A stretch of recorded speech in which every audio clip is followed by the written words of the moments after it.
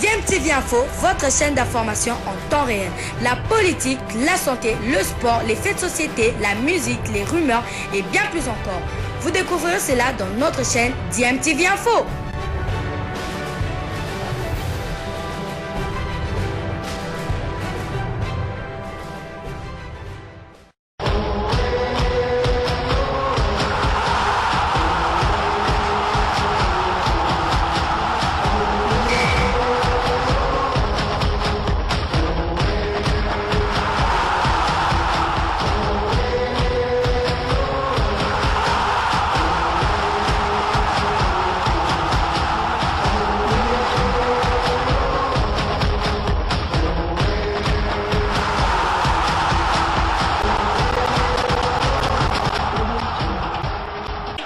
Vous êtes sur DMTV, bonjour ou bonsoir, tout dépend de l'heure à laquelle vous nous suivez. Tout plaisir est pour nous de vous retrouver, mais surtout de savoir que vous êtes nombreux en train de suivre votre chaîne YouTube DMTV. Nous sommes bien le dimanche 28 mars 2021 et demain, le 29 mars 2021, ce sera à lundi, ce sera la fin en tout cas des éliminatoires de la CAN Cameroun 2021. La dernière journée va se jouer ce lundi, en tout cas dans le groupe de la République démocratique du Congo qui devra affronter la Gambie dans le cadre de cette 6e journée, même si ce match sera sans enjeu puisque l'ordre de classement en tout cas est déjà connu et la qualification aussi en poche pour deux pays. Il s'agit bien du Gabon, premier du groupe, et de la Gambie, deuxième mais avec le même nombre de points, soit 10 points. La RDC troisième avec 6 points, l'Angola dernier avec un petit point. Un match sans enjeu mais que les Congolais vont aborder avec un état d'esprit de vainqueur. Ils veulent en tout cas redorer le blason terni de la RDC lors de cette 5e journée. La RDC incapable de faire ne fût-ce qu'un match nul qui lui aurait permis en tout cas de rester dans la course de ces éliminatoires de la CAN Total Cameroun 2021. Et pour ce match en conférence d'avant un match, le sélectionneur principal de la République démocratique du Congo qui cumule en même temps la fonction du directeur technique s'est exprimé au cours de la conférence d'avant-match. Il avait à ses côtés le capitaine de l'équipe nationale Marcel Tisserand. Et Ntsengi Biembe est revenu en tout cas sur l'enjeu de ce match et revient aussi sur l'état de certains joueurs dont on peut s'inquiéter. On a vu par exemple Merveille Bopé, milieu de la République démocratique du Congo, être remplacé à la mi-temps. Trésor Mputu également. Il y a Dar Kabangu qui a connu aussi un choc violent avec un joueur gabonais. Il parle de tout ça et Ntsengi Biembe se projette aussi sur l'avenir. Il parle même de son avenir aussi. Je vous propose de l'écouter. Ensuite, nous allons nous retrouver pour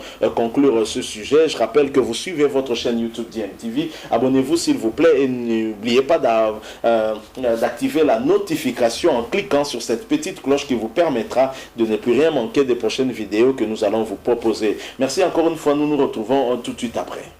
On va s'appuyer sur ce qui n'a pas été dans les éliminatoires, améliorer ce qui a été pour aller plus loin.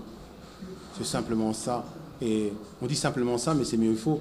En fait, on va trouver ce qu'on appelle un système pour se professionnaliser à tous les secteurs.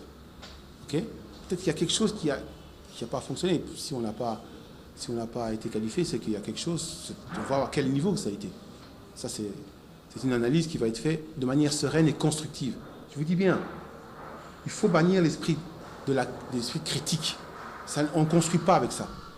Construisons avec l'esprit de critique, avec un esprit d'analyse sereine, où on peut s'accepter et on peut comprendre, tiens, c'est vrai que là, j'aurais dû faire quelque chose. Parce qu'on est un seul pays.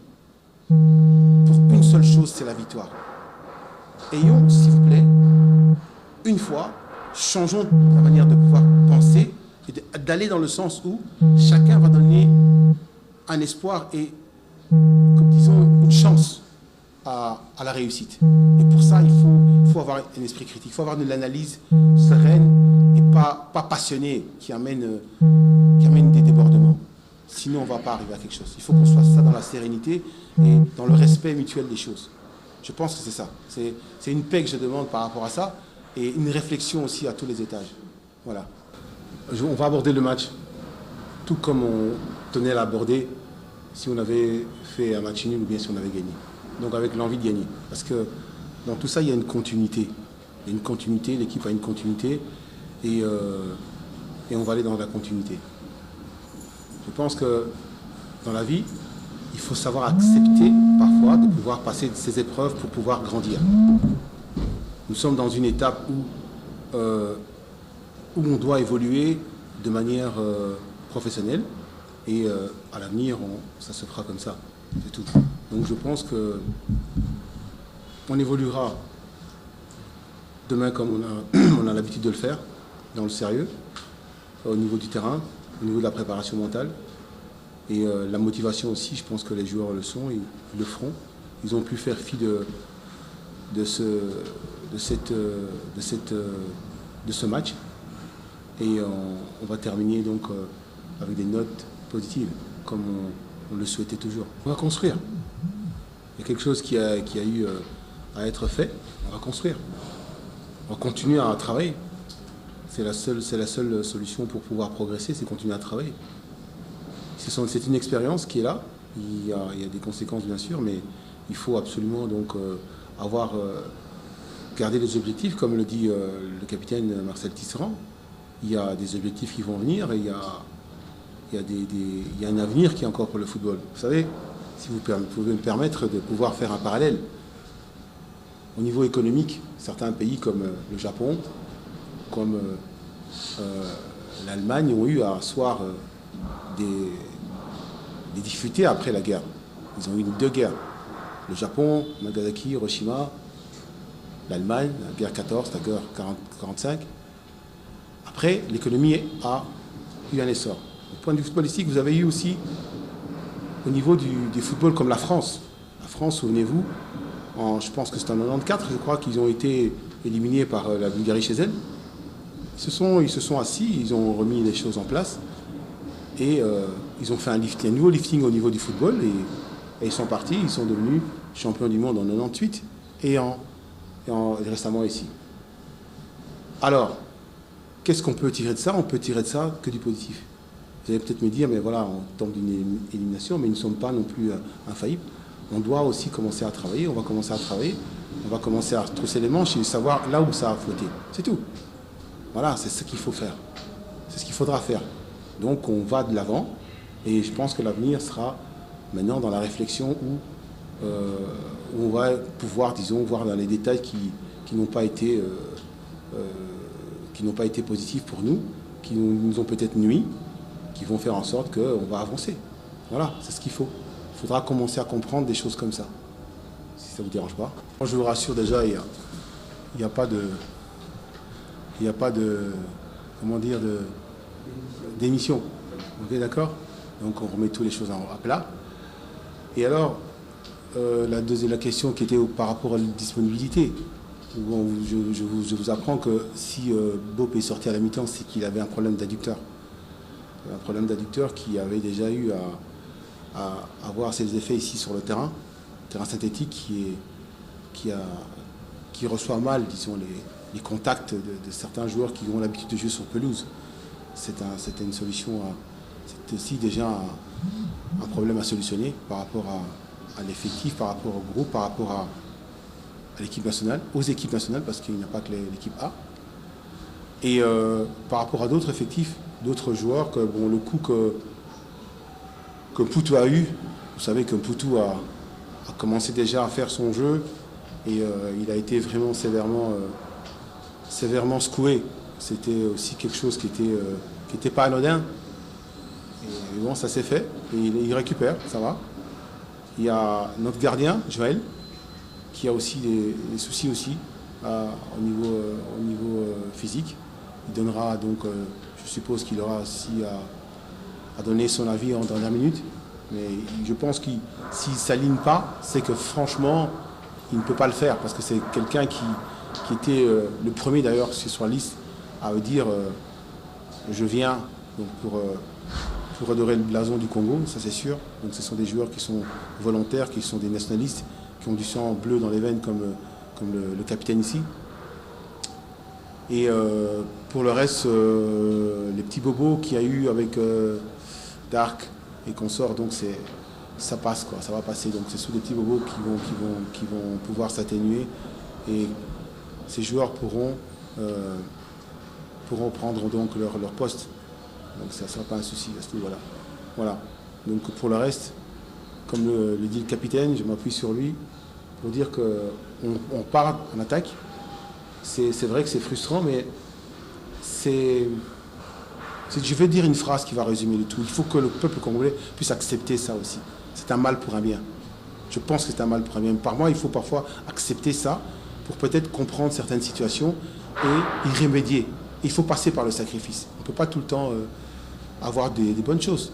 Je pense que vous avez été aussi journaliste, il y a des moments où vous avez été performant aussi par rapport à vos ouvrages, par rapport à votre travail, que vous faites bien, parce que je trouve qu'on a des très bons rapports avec la presse en ce moment. Et il faut passer par là. Il faut passer par des situations comme ça pour parfois changer les choses. Nous, on a parfois peur de l'inconnu, on a parfois peur qu'est-ce qui va arriver après. Donc parfois il y a certaines habitudes qu'il faudra changer pour pouvoir, disons, amener à soir un meilleur rendement, un meilleur avenir. Et ça passe par là, il faut accepter ça. C'est douloureux, mais c'est parfois, Dieu parfois permet des choses pareilles pour pouvoir accéder à meilleur. Comme on dit toujours, si on s'humilie, à un moment donné, on peut avoir plus grand plus tard. C'est spirituel, mais il faut le faire. Il ne faut pas qu'on soit trop dans l'émotion par rapport à ce qui se passe. C'est que c'est douloureux, c'est vrai. Pire encore pour nous, qui sommes les acteurs. Pire encore pour nous qui avons entendu pendant 6 mois pour pouvoir arriver à décrocher quelque chose. Mais, comme on dit toujours, c'est Dieu qui produit le vouloir et le faire, et on doit aller dans ce sens-là. Dans le sens d'accepter que des choses se passent comme ça, peut-être pour attirer l'attention, pour voir mieux ailleurs et meilleur plus longtemps. C'est comme ça que ça se passe, parfois dans la vie. Voilà, donc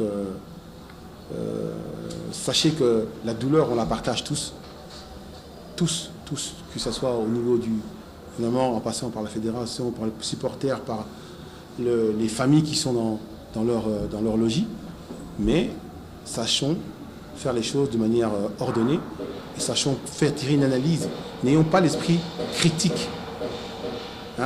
Ayons l'esprit critique, mais pas l'esprit de la critique. Réfléchissons sur ça. Ayons l'esprit critique, mais pas l'esprit de la critique. Ne cultivons pas cet esprit de la critique. Cultivons plutôt l'esprit critique, l'analyse sereine, l'analyse claire, l'analyse constructive et pas destructive, s'il vous plaît. Changeons un peu ce genre de procédé pour pouvoir arriver à développer quelque chose de commun accord avec les journalistes, avec le gouvernement, avec les joueurs, avec les managers, avec tous, pour pouvoir aller dans un même sens. Parce que c'est peut-être ça qui a manqué, la communication qui était un peu dans tous les sens. Si on avait ramené la communication dans un sens, comme ça s'est fait peut-être dans d'autres pays, peut-être que là, on aurait eu ce qu'on méritait. Voilà. Donc, c'est le message que je tiens à donner, qui est peut-être parfois pas bien reçu par d'autres, mais on doit assumer ça. On doit assumer ça et ça passe par des moments pareils. Sachez que on est dans la douleur, mais on se dit, il y a quelque chose de mieux qui va arriver. Quelque chose de mieux, parce qu'il y a de force et de vérité dans les détails. Il y a un détail qui a peut-être suscité ce genre de problème, peut-être à tous les étages, et il faudra travailler pour qu'on puisse ramener la sérénité et le travail devrait être beaucoup plus fructueux dans l'avenir. Voilà, j'ai été long, je m'excuserai, mais je voulais absolument le dire pour vous calmer, pour essayer de voir dans quel sens on doit aller actuellement, si ça peut vous permettre d'avancer comme ça. Nous sommes de retour, vous venez de suivre Christian Ntsengi Biembe. D'ores et déjà, ce dernier s'est exprimé quant à son avenir. Christian Ntsengi Biembe ne démissionnera pas, à moins qu'il puisse être viré, mais visiblement ce ne sera pas le cas. Peut-être que la fédération a décidé en tout cas de continuer avec Christian Ntsengi Biembe. Christian Ntsengi Biembe qui nous a donné un peu des nouvelles de Merveille Bopé, qui avait eu quelques bobos en tout cas physiques, depuis je pense le stade des Martyrs lors des entraînements. On revient encore sur la problématique de l'état du terrain du Stade des Martyrs. La pelouse synthétique doit être remplacée. Cette pelouse-là, en tout cas, n'offre plus des conditions pour la bonne pratique du football, surtout pour des joueurs qui évoluent en tout cas sur le gazon naturel. Il y a également le cas d'Arc Kabangou, pas très grave, hein, un Poutou Trésor également, Joël Kiasumboa, mais Christian Tengi Biembe qui est apparu un peu plus humble, hein, un peu plus timide, suite certainement, il a eu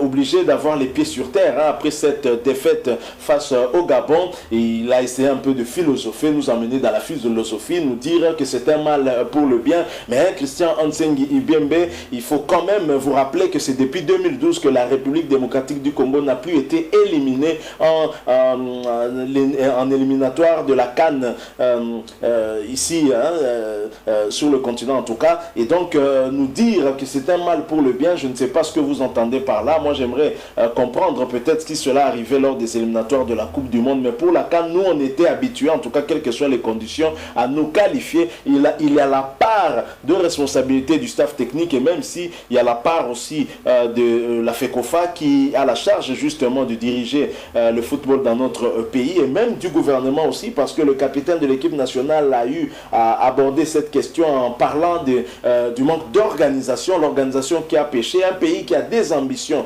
d'aller à la CAN et de remporter la CAN ne peut pas être organisé de la sorte où vous avez des joueurs qui ont un match à 17h, qui arrivent à 1h du matin et qui traînent à l'aéroport depuis fin d'après-midi et qui restent là, qui sont en attente de voyage, alors qu'on aurait pu mieux préparer cela bien avant. Je crois que c'est quand même un certain nombre de choses. Est-ce que les conditions sont réunies dans l'état actuel? Christian Tsengibembe parle d'un mal pour le bien. Est-ce qu'actuellement nous sommes assis pour réfléchir, analyser, trouver des solutions et identifier aussi les problèmes qui empêchent notre football en tout cas de donner la meilleure image possible? Je pense que lorsqu'on parle organisation, on voit tout de suite la FECOFA d'abord et ensuite bien évidemment le gouvernement. Mais le gouvernement arrive quand même à débloquer le moyen, même si on peut se plaindre du retard, hein, avec lequel ces moyens arrivent. Pour un pays qui se veut organisé, ce n'est pas comme ça que les choses doivent se faire. Je pense que c'est à plusieurs niveaux qu'il faut rechercher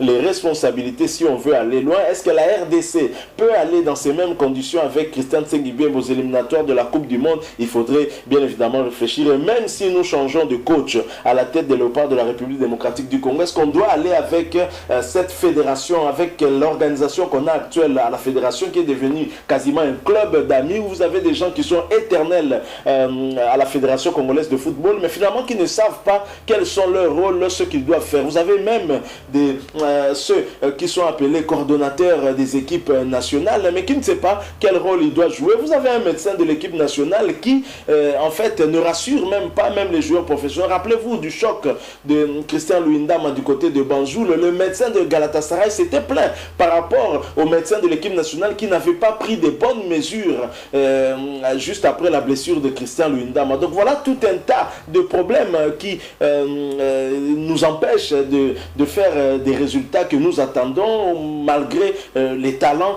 que nous pouvons avoir au sein de notre équipe nationale. Donc la situation est celle-là. Demain, les Léopards vont jouer avec Christian Tsengibembe, bien évidemment, toujours sur le banc de la RDC. Il ne démissionnera pas, il a dit. Il va donc continuer. Visiblement, la fédération ne va pas changer l'équipe qui perd, hein. Donc c'est ça peut-être ce qu'on se dit au niveau de la Fédération congolaise de football association, alors que normalement on devrait changer l'équipe qui perd. C'est aussi bien le staff technique mais aussi la fédération. Donc on ne peut pas changer de staff et garder cette même fédération qui n'a aucune vision pour la République démocratique du Congo. Depuis que cette fédération là est là, on n'a pas organisé le football d'âge et c'est triste. Comment voulez-vous aspirer en tout cas à un avenir meilleur, à aller en Coupe du Monde et défendre les couleurs de la RDC valablement si vous ne vous préparez pas dès maintenant pour les échéances à venir dans 5 ans, 10 ans, tout ça. C'est lorsqu'on a une vision qu'on peut mieux se préparer et mieux préparer l'avenir. Donc voilà ce que nous avons voulu vous proposer par rapport à ce match de demain entre la RDC et la Gambie, match sans enjeu puisque la Gambie est déjà qualifiée ensemble avec le Gabon, la RDC éliminée, mais va quand même aborder ce match-là avec un état d'esprit de vainqueur. Marcel Tisserand l'avait dit et nous espérons en tout cas que la RDC sortira tête haute de ces éliminatoires de la CAN Cameroun 2021 et que malheureusement nous allons manquer. Si vous avez aimé, laissez-nous un like. Vous avez un point de vue, une opinion à partager avec nous, n'hésitez pas de nous laisser un commentaire. Merci de vous abonner à cette chaîne DMTV et n'oubliez pas d'activer la notification juste en cliquant sur cette petite cloche que vous verrez apparaître parce qu'elle vous permettra de ne plus rien manquer des prochaines vidéos que nous allons vous proposer. Merci encore une fois à vous. Nous espérons vous retrouver très prochainement avec un autre sujet d'actualité. En attendant, portez-vous bien et DMTV vous dit au revoir.